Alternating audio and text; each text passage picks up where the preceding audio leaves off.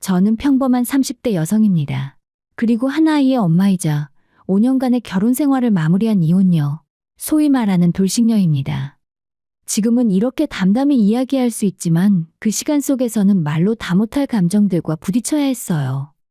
오늘 이 글을 통해 제가 겪었던 시월드 탈출기와 그 끝에 찾아온 시원한 자유에 대해 조심스럽게 나눠보고자 합니다. 결혼이란 단지 한 사람과의 사랑만으로 이루어지는 것이 아니더라고요.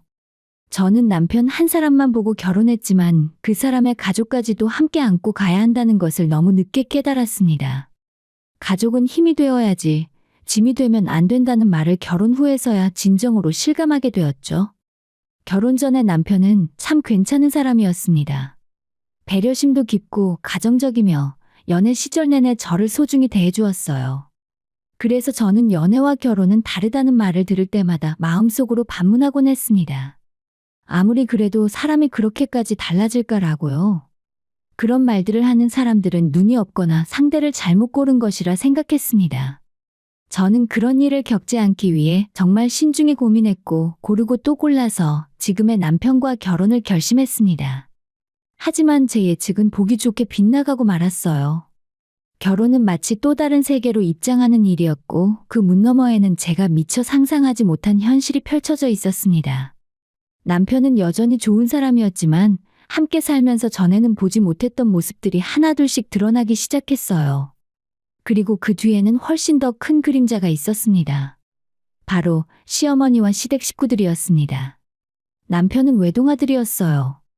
시어머니께서는 집안에 딸이 없다는 점을 항상 아쉬워하셨고 며느리를 딸처럼 여기고 살겠다는 말씀을 자주 하셨습니다. 결혼 전에는 정말 다정하게 대해주셨고 저 또한 그런 따뜻한 분위기를 믿고 말았죠. 그래서 결혼 후에도 잘 지낼 수 있을 거라 기대했습니다. 하지만 그것은 저희 큰 착각이었어요. 결혼 후 시어머니는 전혀 다른 사람처럼 변하셨습니다. 겉으로는 도와주는 척하면서도 실상은 제 삶에 깊이 간섭하고 제 선택 하나하나를 평가하시더라고요. 신혼집은 시댁 근처였습니다. 친정 근처에 집을 얻고 싶었지만 직장 문제로 불가능했어요. 결국 남편과 저 모두의 직장과 가까운 곳에 신혼집을 구하게 되었고 자연스럽게 시댁과도 자주 왕래하는 환경이 되었습니다. 결혼 전에 좋은 분위기를 생각해서 그다지 큰 문제가 되지 않을 거라 믿고 있었죠. 하지만 현실은 달랐습니다. 시어머니께서는 집에 수시로 오셨고 처음에는 청소나 반찬 같은 걸 도와주겠다며 자연스럽게 출입하셨습니다. 저는 처음에는 감사한 마음으로 받아들였어요. 하지만 곧 그 도움은 간섭으로 바뀌었고 집안일 하나하나에 시비를 거셨습니다. 이 옷은 이렇게 개면 안 돼. 세상에 남편보다 먼저 밥 먹는 아내가 어딨니? 집안 꼴이 이게 뭐니? 아니 대체 친정에서 뭘 배우고 자란 거야? 이런 말씀들이 반복되었고 저는 점점 지쳐갔습니다. 무엇보다 억울했던 건 그 집은 저희 친정 부모님께서 보태주신 돈으로 마련한 신혼집이라는 사실이었어요. 대출과 친정의 지원이 절반 이상이었지요. 그런데도 시어머니께서는 저를 얹혀 사는 며느리로 취급하셨습니다. 사실 얹혀 사는 건 제가 아니라 남편이었는데도 말입니다. 더 안타까운 건 그 모든 장면에 남편이 함께 있었다는 사실이었어요. 시어머니의 말들이 오갈 때 남편은 옆에서 다 듣고 있었습니다. 그런데도 한 번도 저를 대신해 말해주지 않더라고요.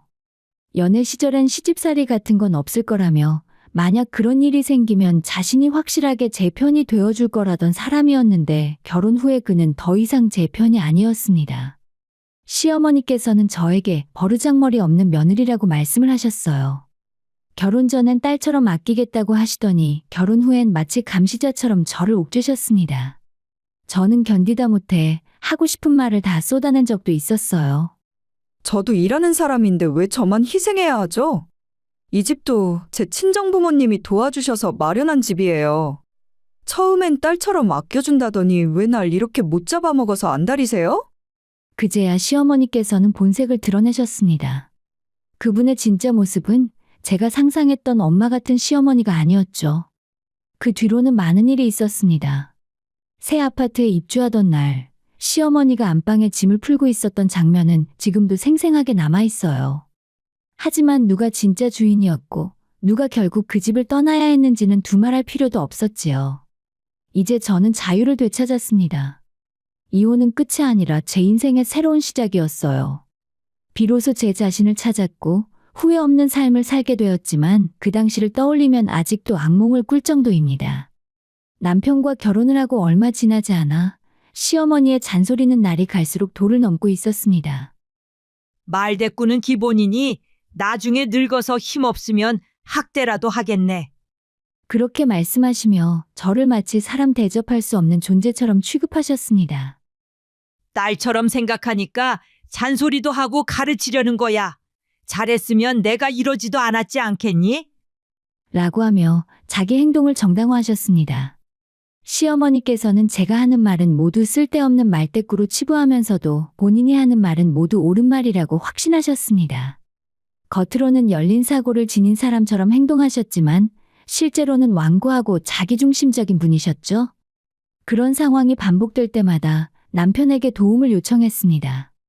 하지만 남편이 할 수 있는 일은 많지 않았어요. 고작 한다는 말이 엄마, 그러지 말고 며느리 좀 잘 챙겨주세요. 하는 정도였습니다. 그러면 시어머니는 또다시 저를 탓하셨어요. 너는 내가 한마디 했다고 쓸데없이 우리 애 바쁘게 붙잡고 하소연이나 하고 피곤하게 왜 괜한 짓을 하고 그러니? 저도 참다 못해 결국 폭발했습니다. 그리고 남편에게 단호하게 말했습니다. 더는 이렇게 못 살겠어. 아이도 없고 지금 정리하면 간단하잖아. 우리 이혼해. 남편은 전혀 예상하지 못했던 말이었는지 깜짝 놀라며 사태의 심각성을 그제야 인지했습니다. 그리고는 엄마가 그 정도로 힘들게 했느냐며 미안하다고 제게 사과했어요. 다시는 그런 일이 없도록 하겠다고 약속하면서 이혼만은 하지 말아달라고 제게 간절히 말했습니다. 그때부터 남편의 태도는 확연히 달라지는 것 같았죠. 시어머니께 딱 잘라서 우리 생활에 그만 간섭하라고 말했고 시어머니가 보든 말든 상관없이 집안일을 도왔습니다. 남편의 변화된 모습을 보며 마음이 조금은 누그러졌지만 쉽게 마음을 놓을 수는 없었어요. 이 변화가 얼마나 갈까 하는 의심과 함께 그래도 결국 정신 못 차릴 테니 정리해야 하지 않을까 하는 생각이 절반을 차지하고 있었습니다. 그런데 그런 와중에 전혀 예상치 못한 소식을 듣게 되었어요. 임신입니다. 축하드려요. 병원에서 들은 그 한마디에 기쁨보다는 막막함이 먼저 찾아왔습니다. 한동안 이유 없이 속이 불편하고 소화도 잘 안 되어서 혹시나 하는 마음에 테스트기를 사용했는데 두 줄이 선명히 나타나더라고요. 믿기지 않는 마음에 병원에 다녀왔고 의사 선생님께서는 단호하게 말씀하셨습니다. 임신이 맞다고요. 그 순간 세상이 조용해졌습니다. 기쁘기는커녕 이걸 어떻게 해야 하나 걱정이 밀려들었습니다. 이혼을 고민하던 와중에 찾아온 생명 앞에서 저는 너무나 당황했고 차마 누구에게도 쉽게 말할 수 없었어요. 고민 끝에 남편에게 이 사실을 전했고 그는 믿을 수 없을 만큼 기뻐했습니다. 고마워, 정말 고마워. 라는 말만 반복했어요. 저는 솔직하게 제 심정을 털어놓았습니다. 당신이랑 이혼을 생각하던 중이라 당혹스럽다고요.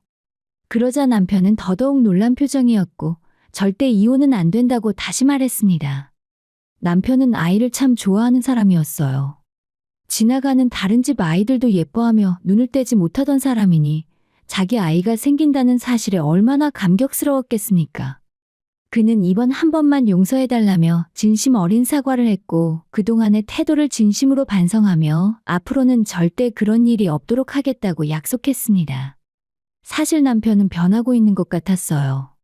그 점은 저도 인정하지 않을 수 없었습니다. 그는 다시 한번 고개를 숙이며 말했습니다. 그때는 나도 결혼 생활이 처음이라 어떻게 해야 할지 몰랐어. 이젠 배웠고 다음엔 절대 그렇게 하지 않을게. 저는 고민 끝에 한 번만 더 기회를 주기로 마음먹었습니다. 이혼을 말한 후와 임신 소식을 전한 후 남편의 태도는 확실히 달라졌어요. 그리고 그의 적극적인 개입 덕분에 시어머니와의 마찰도 현저히 줄어들었습니다. 시어머니 역시 임신 사실을 알게 되시자 저에게 더 이상 간섭하지 않으셨고 오히려 스트레스 받지 말고 몸조리 잘하라며 살갑게 다가오셨습니다. 그러던 어느 날 시어머니께서 이렇게 말씀을 하셨어요. 원래 결혼은 다르게 살던 두 가정이 만나 서로 맞춰가는 거 아니니? 예전에 서운했던 거 다 털어버리고 앞으로 좋게 잘 지내보자. 마침내 가정은 다시 평화를 되찾았습니다.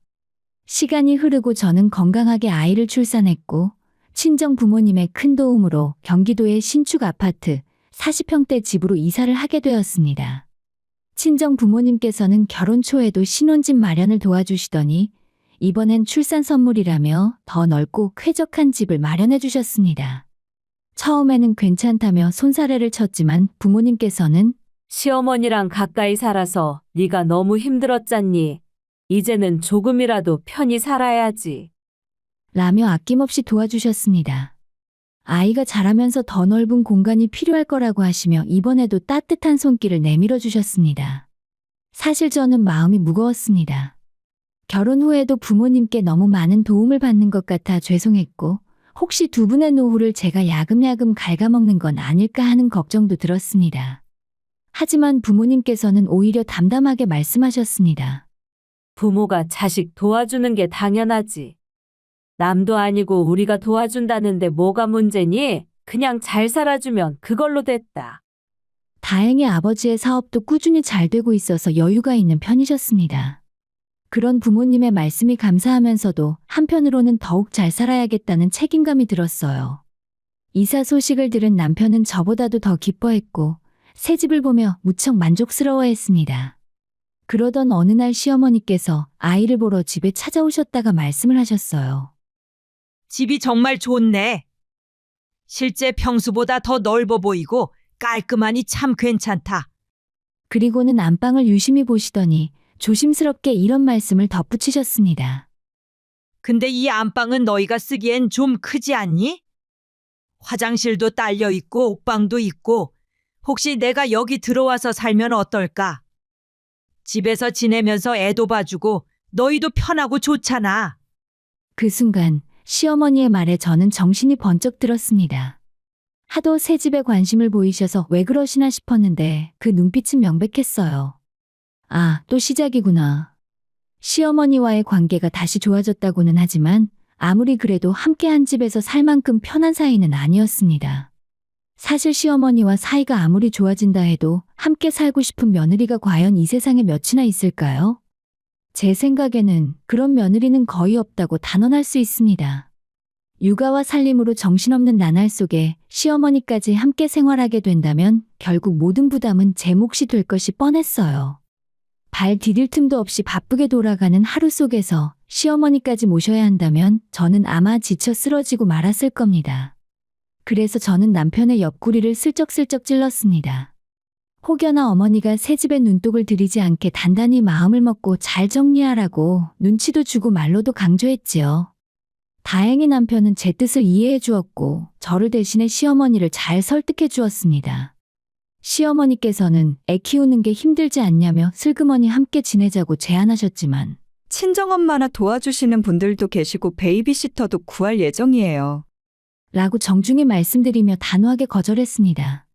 결혼 전에도 그랬지만 결혼하고 나서는 더욱 느낀 점이 하나 있어요.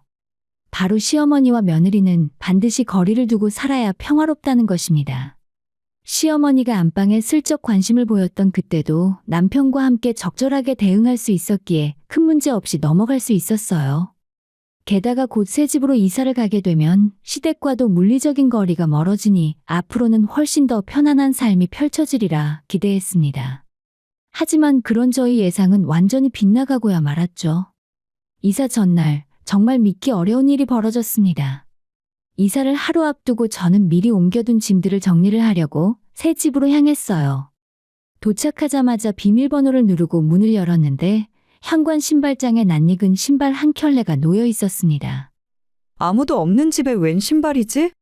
처음에는 무심코 넘기려 했지만 뭔가 이상한 기분이 들어 조심스럽게 집 안으로 들어섰습니다.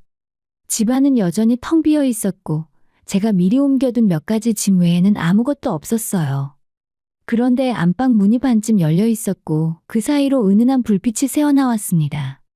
안에서는 누군가 분주하게 움직이는 소리까지 들려왔습니다. 그 순간 제 심장은 두근두근 요동쳤습니다. 혹시 도둑인가? 순간적으로 공포감이 밀려왔어요. 하지만 곧 이내 이상한 생각이 들었습니다. 아직 가구도 들어오지 않은 빈집에 도둑이 들 이유가 있을까? 용기를 내어 조심스럽게 안방방으로 다가갔습니다.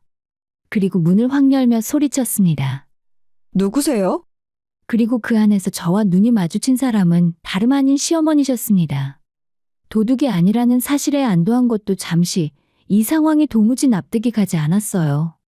아무도 없는 새 집에 아직 입주도 하지 않은 그 안방에서 시어머니께서는 혼자 짐을 정리하고 계셨던 것입니다. 저는 너무 놀란 나머지 따져 물었어요. 어머님, 이게 무슨 일이에요? 여긴 어떻게 들어오신 거예요? 그러자 시어머니께서는 태연하게 말씀하셨습니다.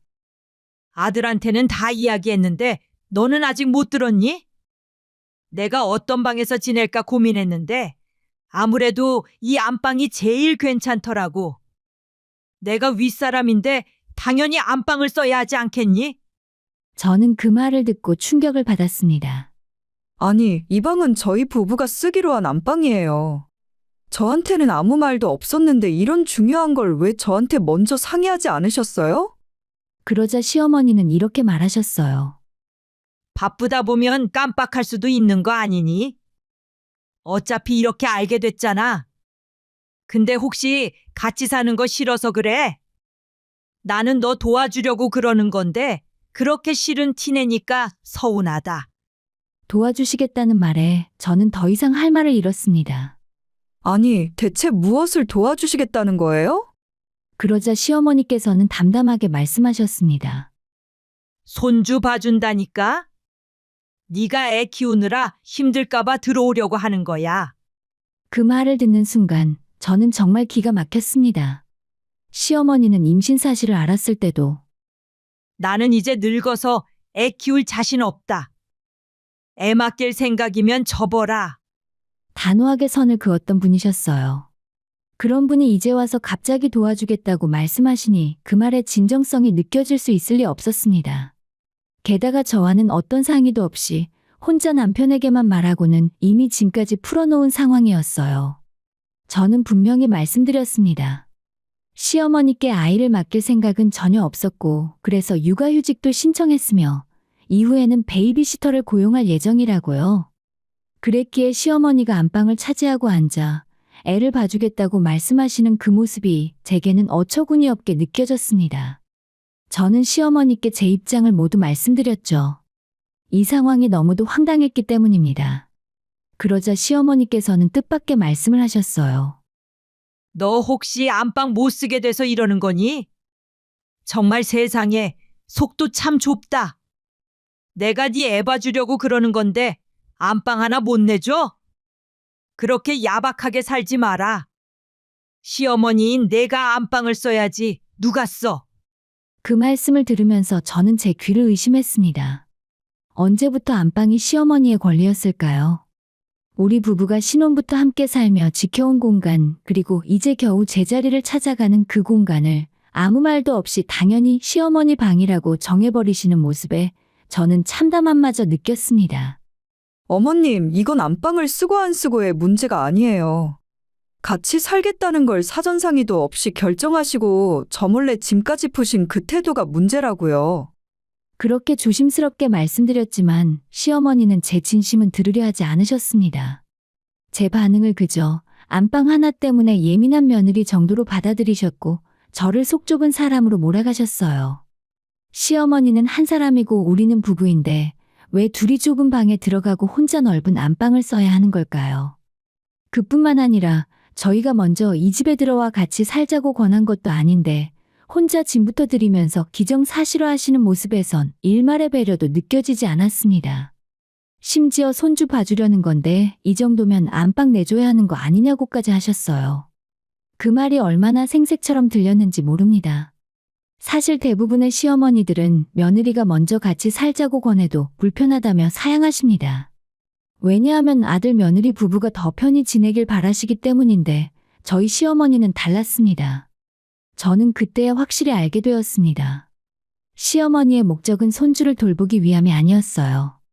그분은 단지 더 좋은 집에서 살고 싶었던 것이었습니다. 저희가 새로 이사하는 신축 아파트는 시어머니가 늘 부러워하시던 고급 주상복합이었습니다. 나는 언제 저런 데서 한번 살아보나? 하고 말씀하셨던 걸 저는 기억하고 있어요.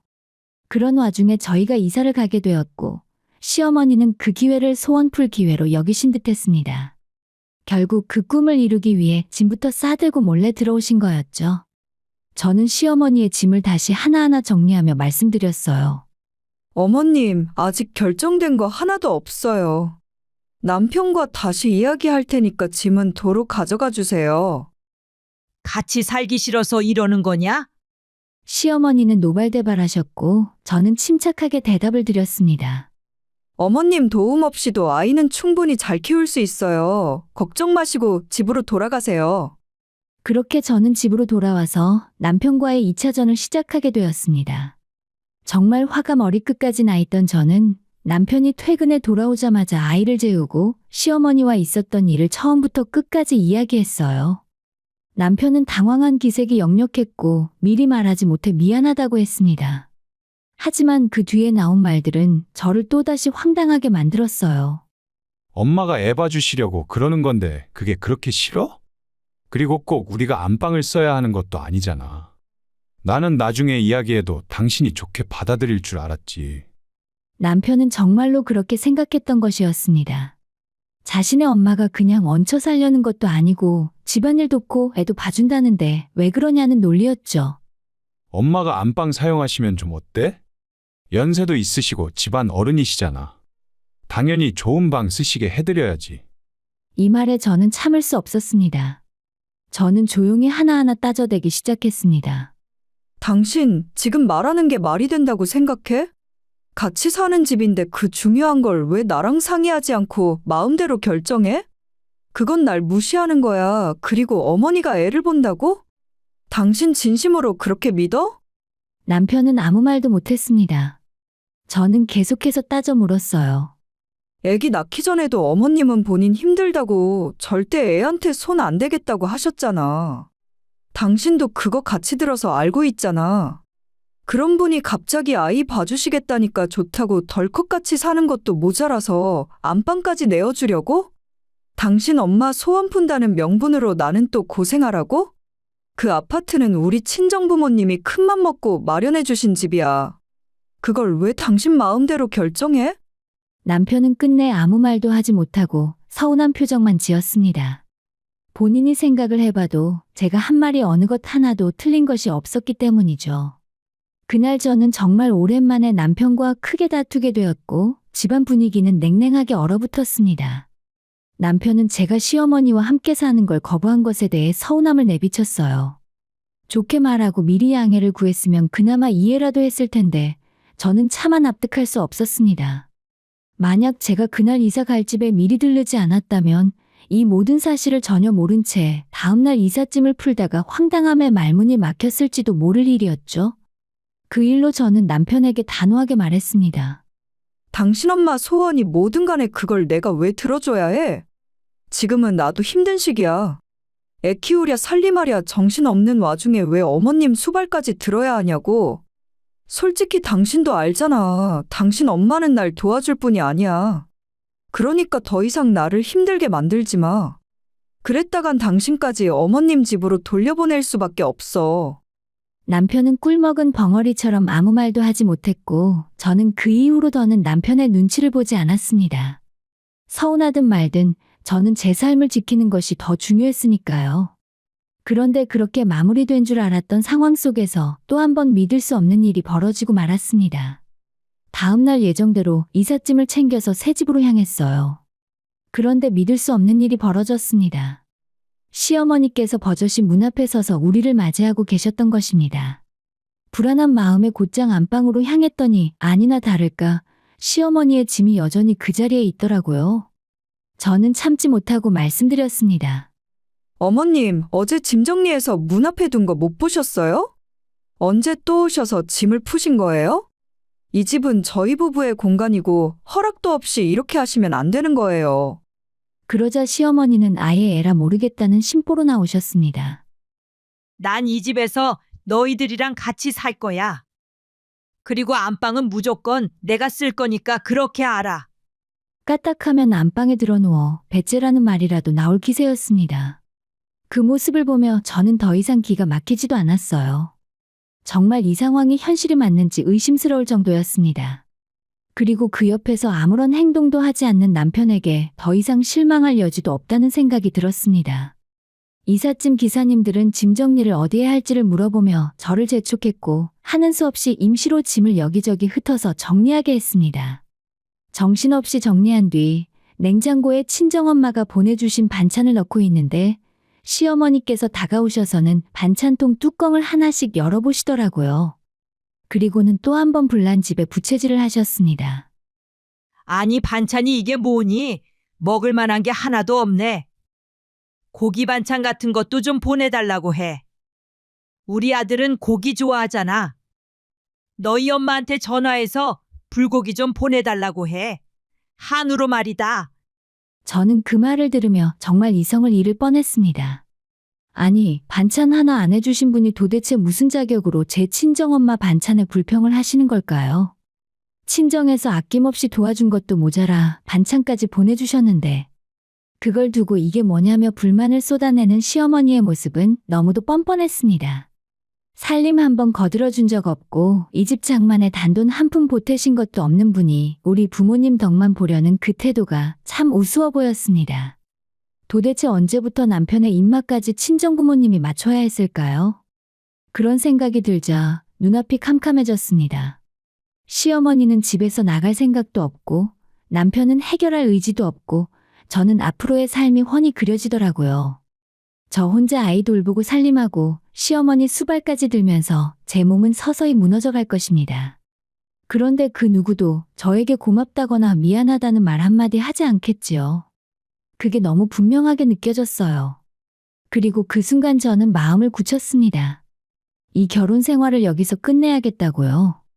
그로부터 이틀 후에 시어머니는 새벽부터 주방을 어슬렁거리며 대체 언제 밥을 줄 거냐고 눈치를 주셨습니다. 전날 밤에 아이가 자꾸 울어대서 겨우 재우고 수유하느라 거의 밤을 새다시피 했는데 말입니다. 그런 저에게 밥 좀 차려보라고 말하시는 시어머니를 보며 저는 다짐했어요. 이제는 진짜 끝내야 할 때가 왔다고 그러면서도 겉으로는 아무렇지 않게 웃으며 말씀드렸습니다. 네, 어머님 금방 차려드릴게요. 그리고는 주방에서 진짜 밥상을 차릴 준비에 들어갔죠. 정확히 10분 후 시어머니는 개거품을 물고 뛰쳐나가셨습니다. 왜냐고요? 제가 밥상 위에 올린 것은 밥이나 국이 아니라 이혼 서류와 퇴거 요청서였기 때문입니다. 이틀 동안 두 모자에게 아무 말도 하지 않고 저 혼자 변호사 사무실을 찾아 상담을 받았고 서류 준비까지 다 마친 상황이었죠. 다 됐습니다. 라는 말에 시어머니와 이제 막 잠에서 깬 남편은 어슬렁거리며 식탁 앞으로 왔습니다. 그리고선 식탁 위에 있는 접시 안에 담긴 서류를 보고는 말문이 막혔습니다. 얘 이게 뭐야? 밥상 차리라니까 이게 뭐야? 장난이지? 아니에요. 장난 아니에요. 세상에 어느 누가 이혼을 가지고 장난을 쳐요? 저 진심이에요. 더는 못 살겠어요. 이혼해요.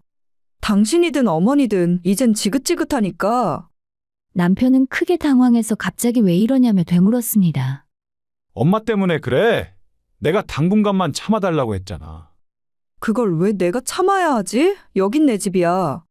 집주인 허락도 없이 들어와서 마음대로 안방을 차지하고 그걸 내가 왜 이해해야 해? 내가 처음부터 분명히 말했지? 이런 식으로 마음대로 굴면 당신이랑 당신 엄마 집으로 쫓아보낼 거라고. 그게 그냥 내뱉은 말 같았어? 그리고 당신이 뭐가 그렇게 대단하다고 내가 이혼도 못하고 계속 당신 옆에 있어야 해? 그 정도로 능력 있는 남편도 아니잖아. 그 말에 남편은 큰 충격을 받은 듯 한참을 멍하니 있다가 어떻게 당신이 나한테 이럴 수 있어? 아무리 그래도 이혼은 너무하잖아. 하며 완전 울상이 되어 발을 동동 굴렀습니다. 하지만 저는 단호하게 말했습니다. 사실 진작 이혼했어야 했어. 아이 때문에 혼자 키우는 게 겁나서 참고 또 참은 거였어. 한 번만 더 기회를 줘. 이번엔 정말 잘할게. 애초에 그 약속을 믿었던 제가 바보였습니다. 그 되지도 않는 말에 다시 마음을 내준 게 제 가장 큰 실수였어요. 그때의 실수를 바로잡는 방법은 단 하나, 완전한 이혼뿐이었습니다. 다시 한 번 말하지만 이 집은 제 집이에요. 짐 챙기시고 나가주세요. 그러자 시어머니는 얼굴이 붉게 달아오르며 외쳤습니다. 어디 며느리 주제에 시어머니를 쫓아내? 너 미쳤구나. 겨우 이딴 일로 내 아들이랑 이혼하겠다고? 나랑 같이 살기 싫어서 남편이랑 시어머니를 쫓아내겠다는 게 말이 돼? 세상에 이런 며느리는 없어. 너 사람들한테 손가락질 받을 거야. 그 말에 저는 조용히 답했습니다. 손가락질은 제가 아니라 어머님과 어머님 아드님이 받으셔야죠. 집주인 허락도 없이 마음대로 짐 들이셨잖아요. 이 집은 남편 명의가 아니라 제 명의예요. 저희 친정부모님이 도와주셔서 마련한 집인데 어머님께서 무슨 권한으로 들어와서 안방을 차지하시는 거죠? 제 말에 시어머니는 분을 참지 못하고 당장이라도 제게 달려들 기세로 저를 노려보았습니다. 하지만 제가 틀린 말을 하지 않았기 때문에 아무 말도 못하셨어요. 그저 부들부들 떨며 열만 내실 뿐이었죠. 저는 다시 한번 강조했습니다. 다 필요 없고요. 저는 이혼할 겁니다. 그러니까 지금 당장 짐 챙기시고 제 집에서 나가주세요. 그제서야 남편은 무릎을 꿇고 제 앞에서 애원하기 시작했습니다. 잘못했어. 제발 이러지 마. 한 번만 더, 진짜 마지막으로 딱 한 번만 더 기회를 줘. 그 모습을 본 시어머니는 기가 막힌다는 듯 남편의 등을 때리며 말했습니다. 네가 뭘 잘못했다고 무릎을 꿇어? 너가 뭘 잘못했어? 남편은 그런 시어머니의 손을 뿌리치며 소리쳤습니다. 엄마 때문에 나 지금 이혼당하게 생겼잖아. 왜 때려? 당장 미안하다고 해. 엄마도 빨리 사과해. 눈치를 보던 남편이 이혼장을 들이밀자 다급히 태도를 바꾸는 모습에 저는 차마 말을 잇지 못했습니다. 하지만 이미 늦어도 늦었어요. 저는 차갑게 말했습니다. 이혼하자고 했을 때 다시는 어머니 문제로 힘들게 하지 않겠다고 약속했잖아. 그 약속 못 지킨 건 내가 아니라 너야. 기회는 단 한 번뿐이었고 그걸 걷어찬 사람도 너였어. 제 단호한 눈빛을 본 남편은 제가 더는 돌아갈 마음이 없다는 걸 알았던 것 같았어요. 하지만 그럼에도 끝까지 아이를 핑계로 매달리기 시작했습니다. 아이 생각 좀 해줘. 우리 아들이 아빠 없는 아이로 자라게 만들 거야? 이혼하면 아이 정서에 좋을 게 뭐가 있어? 당신 그렇게 이기적인 사람이었어? 그 말에 저는 비웃음이 나올 뻔했습니다. 웃긴다 진짜. 입에 침이나 바르고 애 걱정해. 그렇게 아이를 끔찍히 아끼는 사람이 기저귀 하나 안 갈고 새벽에 울어도 골아떨어져 자던 사람이 무슨 아빠 흉내를 내? 아빠라는 이유만으로 좋은 아빠가 되는 게 아니야. 넌 아빠도 아니야. 잘 쳐줘도 그냥 동거인이었어. 그 말에 남편은 말을 잇지 못하고 그저 고개를 숙이며 빌었습니다. 미안해. 제발 이러지 마. 시어머니는 그 모습을 보며 가슴을 치고 울부짖었지만 이미 늦은 일이었어요. 그리고 시어머니는 마지막까지 버티기 작전에 들어갔습니다. 어디 나를 쫓아낼 테면 쫓아내봐. 난 인정 못해. 그래서 저는 경찰을 불렀어요. 이번에는 정말 확실히 끝내야 했으니까요. 법적으로는 이 집이 제 명의였고 시어머니와 남편은 무단 점유자였습니다. 일단 경찰을 이용해서 집에서 쫓아낸 뒤에 그들이 그동안 저에게 해온 모든 정서적 학대와 시집살이를 정리해서 소송을 제기했습니다. 변호사를 통해서 할 수 있는 모든 걸 계산해서 손해배상 소송까지 함께요. 그들은 억울하다고 외쳤지만 제가 녹취해둔 수많은 증거들 앞에서 아무 말도 하지 못했습니다. 손주 봐주고 있으니 여긴 내 집이나 다름없어. 특히 시어머니의 녹취는 결정적인 증거가 되었고 법원의 판결은 제 손을 들어주었습니다. 남편은 재산 분할조차 받지 못한 채 집에서 쫓겨났고 시어머니는 짐을 바리바리 싸서 본인의 집으로 그대로 돌아가야 했습니다. 이후 시어머니는 동네방네 며느리 때문에 집을 잃었다며 제가 나쁜 며느리라는 소문을 퍼뜨리고 다니더라고요. 하지만 세상 사람들 아무도 그녀의 이야기를 믿지 않았습니다. 사람들은 바보가 아니니까요. 시어머니의 평소 행실을 아는 이들은 오히려 저를 위로했고 결국 시어머니는 주변에서 외면당하게 되었습니다. 남편은 그 뒤로 몇 번 더 저를 찾아왔습니다. 우리 엄마는 잊어버리고 새로운 마음으로 시작하자. 다시 받아줘. 하지만 저는 단 한 번도 그 말에 대답하지 않았습니다. 아이 핑계로 계속 찾아오기에 한 달에 한 번 법원에서 정해진 날만 찾아와. 접견일 외에는 쓸데없이 연락하지 말고. 딱 잘라 말했습니다. 당연한 소리지만 친권도 양육권도 모두 제가 갖고 있었습니다. 애초에 남편은 줄을 잘못 썼고 그 대가는 집도 자식도 잃는 것이었습니다. 시어머니는 고급 아파트에서 새 삶을 꿈꾸셨지만 결국 제 집에서 나가고 다시 원래 살던 집으로 돌아가야만 했어요. 만약 시어머니께서 진심으로 도와주고 싶다며 정중하게 함께 살 수 없겠냐고 제안하셨다면 저도 그 진심을 받아들였을지도 모릅니다. 하지만 그분은 애초에 그런 사람이 아니었어요.